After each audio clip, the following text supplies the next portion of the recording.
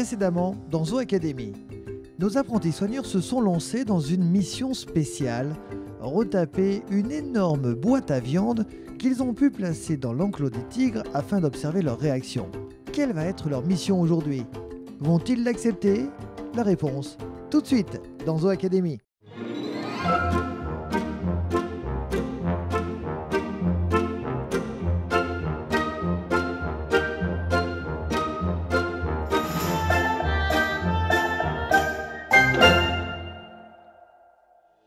Salut tout le monde et bienvenue dans Zoo Academy.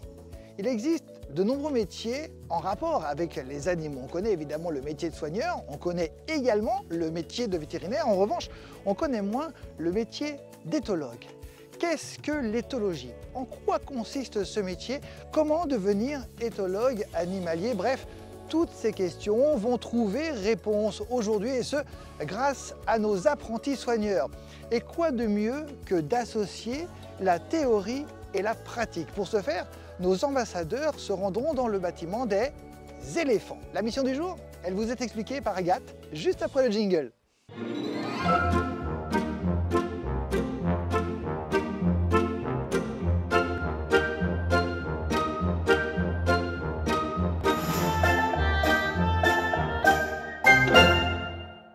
Alors aujourd'hui, on va aller découvrir une nouvelle discipline qui est autour des animaux, qui s'appelle l'éthologie.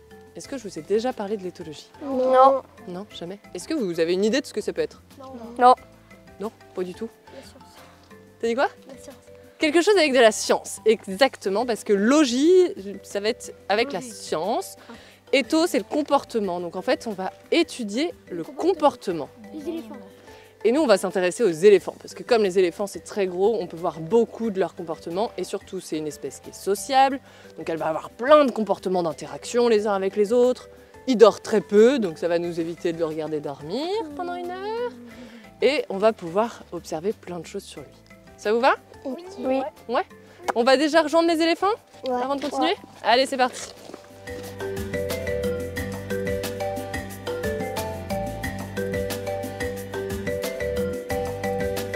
Avant de commencer à s'intéresser au comportement des éléphants et de se poser des questions sur ce qu'on pourrait observer, on va essayer de faire le point sur ce qu'on connaît des éléphants. Est-ce que vous savez à quoi leur servent leurs oreilles? Pour entendre de tous les côtés, au cas où il y a un danger.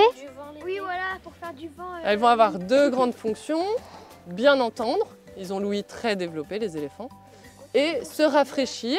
Alors est-ce que c'est vraiment en se faisant du vent qu'ils arrivent à se rafraîchir? Non. Non, parce que si on fait du vent comme ça, avec une oreille comme ça, le vent il va par là-bas, il vient pas vers nous. Mais par contre, comment ça marche pour que ça rafraîchisse? Vous savez ou pas? En fait, la peau de l'oreille, elle est très très fine, et donc les veines, là où passe le sang, c'est tout de suite très en contact vers l'air. Donc en battant de l'oreille comme ça, ils vont rafraîchir le sang qui passe dans l'oreille, et ça va permettre de rafraîchir l'ensemble du corps, puisque le sang, après, il repart partout dans le corps.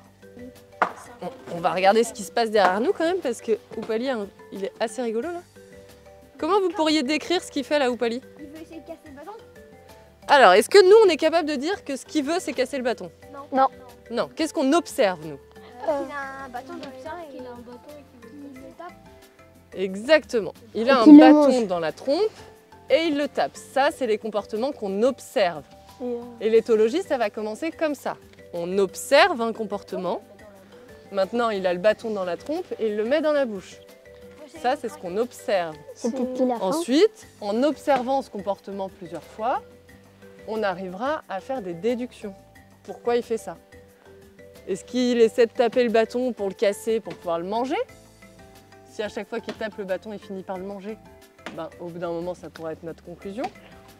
Ou est-ce qu'il fait ça pour se défouler? En fait, on se rend compte qu'il fait ça que les jours où il est énervé. Ben, ça veut dire que peut-être que c'est pour se défouler. Mais voilà, il faut avoir les observations de comportement, en avoir beaucoup, pour pouvoir ensuite dire ce comportement, il peut être lié à telle situation ou telle situation. Est-ce qu'il y a d'autres comportements que vous connaissez chez les éléphants? Non. Non? Rien du tout? Parfait. Alors on va pouvoir essayer de faire un éthogramme. des comportements des éléphants, un éthogramme des comportements des éléphants, c'est qu'on va regarder les éléphants et en fait on va nommer tout ce qu'on les observe en train de faire. Donc là par exemple vous m'avez déjà nommé tenir un bâton, frapper un bâton, mâcher un bâton. C'est déjà 3 comportements.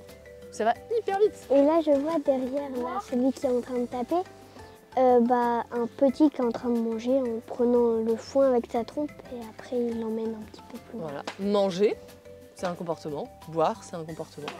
Donc on va essayer de savoir plein de comportements qu'on peut voir chez les éléphants. Ok, on va tous les noter. Chronomètre en main, c'est parti pour quelques minutes d'observation. Nos ambassadeurs, par équipe, notent tout ce qu'ils peuvent apercevoir. Chaque comportement est important. Rien n'est laissé au hasard. Alors, qu'est-ce que vous avez noté comme comportement du coup? Il mange du foin, casse un bâton, mange un bâton, se repose, tape un bâton contre le sol, barrir, décortique un bâton. Ok. Donc maintenant qu'on a vu une bonne partie de leur comportement, on va essayer de s'intéresser, de sélectionner que les comportements qui nous intéressent. Ok? Nous on a dit qu'on voudrait s'intéresser au social chez les éléphants, donc à savoir comment ils interagissent les uns avec les autres. On va faire du coup notre petite étude éthologique. Savoir dans notre groupe s'il y a un éléphant qui prend un petit peu la direction du groupe, quoi, qui guide le groupe. Ok? Ça vous va d'essayer de te poser cette question? La vieille. Tu penses que c'est la vieille, toi? Ok. Est-ce qu'il y en a qui pensent que c'est d'autres? Moi, je pense que c'est Oupali. Toi, tu penses que c'est le mâle ou Pali? Ouais. Comment on pourrait tester pour savoir s'il y a une ou un de nos éléphants qui dirige un peu plus le groupe? La nourriture. Faudrait qu'il essaie d'aller à un point où on lui met un truc et on va voir si les autres ils le suivent. Ok, et on va voir qui va passer en premier. Ça vous irait de tester ça? Ouais. Donc pour pouvoir rentrer dans leur enclos, on va demander aux soigneurs de mettre tous les éléphants dans la deuxième partie. Ok? On va les fermer dans la deuxième partie. Et nous on va rentrer, et là où tout à l'heure Kaveri était en train de manger, on va remettre du bon foin, et peut-être même on rajoutera des carottes et des pommes pour que ce soit vraiment très attirant. Ok? Quelle coordination! Chacun à son poste pour transporter le foin, porter les branches de bambou et ramener pommes et carottes. Tout est prêt. Direction maintenant l'habitat des éléphants où nos ambassadeurs vont remplir de leurs vivres des buses en béton. L'objectif de ce type d'enrichissement est de complexifier l'accès à la nourriture et d'allonger la durée du repas des animaux tout en stimulant leur instinct naturel d'exploration. Vous êtes prêts? Mais bien sûr que nos apprentis soigneurs sont prêts, Agathe. Ils sont même très attentifs. Regardez, cette Oupali qui arrive en premier. Il paraîtrait que les éléphants se servent de leurs pieds pour écouter les appels des autres groupes. En effet, des chercheurs de l'université de Stanford en Californie expliquent que les terminaisons nerveuses très sensibles dont sont dotées les pattes du mammifère lui permettent de ressentir un tremblement de terre, y compris à de faibles échelles. Incroyable, non? Ah, là c'est Nina qu'on observe derrière. Ok. Nina, elle marche. Nina, elle marche. On n'a pas mis court. On n'a pas mis courir. Non, on n'a pas mis courir. Tu peux le rajouter. Si tu as envie de rajouter courir, tu peux le Ouais, rajouter. je veux bien, moi. Et on peut mettre que Kaveri s'est rapproché. Normalement, tu as à se rapprocher. Éloigné, là. On a s'éloigné, mais on n'a pas se rapprocher. Bah, Tu si, peux moi, rajouter sur en ma. bas. Ah bah nous, on a oublié de le recopier. Se rapprocher et tu peux mettre Doupali. Alors, qu'est-ce qu'on a pu observer? Qu'est-ce qu'on a? Pour Oupali, je l'ai vu 4 fois en train de manger, une fois en train de marcher et une fois en train d'attraper. Ok. Et pour Nina, elle a marché une fois et elle s'est éloignée 3 fois. Ok. Si vous voulez avoir un peu plus de réponses à notre question qu'on se posait et même à d'autres questions, j'ai demandé à Oscar de venir nous voir pour qu'on puisse lui poser toutes les questions.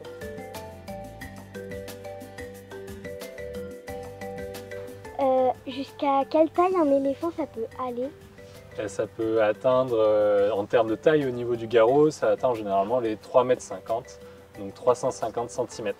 Et le garrot, c'est quand ils sont à 4 pattes comme ça, là, c'est Voilà. juste en haut des épaules. Mais sinon, on dit qu'ils peuvent atteindre plus de 6 mètres, parce qu'ils peuvent se mettre debout et lever la trompe, et ils peuvent atteindre des branches situées à 6 mètres de hauteur. Les éléphants, ils ont combien de dents? Alors, les éléphants, à l'intérieur de leur bouche, ils ont 4 dents, 2 en haut et 2 en bas. Mais en vrai, Oupali, je ne sais pas si vous avez vu, il en a 2 de plus, qui sont ses défenses. Et du coup, ce sont des dents qui se sont déformées au cours de l'évolution. Donc ce sont des incisives, les dents qu'on a devant, et ben chez les éléphants, ça s'est transformé en défense. Donc ils en ont 6 au total, et au niveau des dents, les dents de la bouche, elles vont tomber 6 à 8 fois au cours de leur vie. Donc du coup, il y a toujours un morceau de la vieille dent et un morceau de la nouvelle dent. Voilà, mais en tout, ça fait une dent. Elles grandissent, au début, elles sont petites comme ça, elles font 3-4 cm, et puis quand elles sont grandes, là, les adultes, ils ont des dents de 15-20 cm qui peuvent peser jusqu'à 3 ou 4 kg. Alors nous, avec l'observation qu'on a fait, c'est quoi notre supposition pour l'éléphant dominant? Vous avez dit qui? Oupali. Oupali. Est-ce que c'est Oupali ou pas alors dans le groupe? Alors effectivement, Oupali est l'éléphant dominant. Alors chez la dominance chez les éléphants, ça s'établit par 2 choses, le poids et la taille. Donc ça forcément c'est assez universel chez beaucoup d'espèces, mais aussi le caractère, mais aussi la légitimité. C'est-à-dire que par exemple, Kaveri, elle est plus grande et volumineuse que Accra. Elle pèse 500 kg de plus que Accra par exemple, mais elle est dominée par Accra. C'est Accra qui ne pèse que 4500 kg par rapport à Kaveri qui ne pèse que 4800 kg, qui va dominer. Donc c'est parce que Accra elle est plus vieille, mais aussi parce qu'elle a un caractère plus affirmé. Donc c'est aussi pour ça que c'est comme ça que la dominance s'établit. Mais également par rapport à la génétique, quand il y a 2 familles d'éléphants et qu'il y a une fille qui était la fille d'une des dominantes, elle va plus facilement être dominante que d'autres filles d'éléphantes à travers les troupeaux. Je peux rajouter autre chose, si ça vous intéresse, c'est que les éléphants ils vont se protéger les uns les autres. C'est-à-dire que par exemple, quand Kaveri et Nina sont toutes les deux, Kaveri peut être très dominante envers Nina et va se permettre de faire certaines choses comme la pousser pour avoir de la nourriture, etc. Par contre, quand il y a Accra dans les parages, et ben Kaveri ne fait pas les mêmes choses parce qu'Accra elle va protéger Nina. Si Kaveri va entre guillemets faire des choses qui vont déplaire à Nina, Accra elle va être là pour la protéger, elle se met entre les deux. Et c'est elle qui régule les conflits. Donc c'est elle qui va dire toi tu as le droit de faire ça, toi tu n'auras pas le droit de faire ça. C'est aussi son rôle à Accra dans notre groupe.